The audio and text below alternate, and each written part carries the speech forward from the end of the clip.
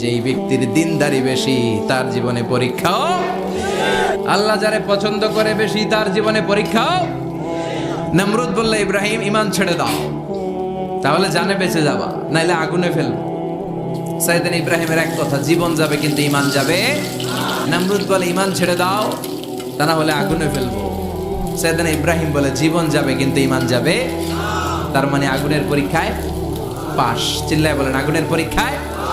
পরীক্ষা নাম্বার 2, একটার পর একটা পরীক্ষা নিতে আল্লাহ শুরু করলেন। আল্লাহ বললেন ইব্রাহিম যাও, কলিজার টুকরা সন্তানকে আর হাজারকে মক্কার ধুধু প্রান্তরে ফেলে দিয়ে আস। ওখানে মানুষ নাই, প্রাণী নাই, জনমানব শূন্য, দেখি আমার কদ্দুর ভালোবাসো। বলতে দেরি, টু শব্দ নাই, মরুভূমিতে ফেলে দিয়ে আসলেন।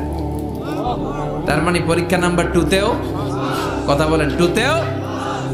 পরীক্ষা নাম্বার 3, আল্লাহ বললেন ইব্রাহিম দেখি তোমার হৃদয়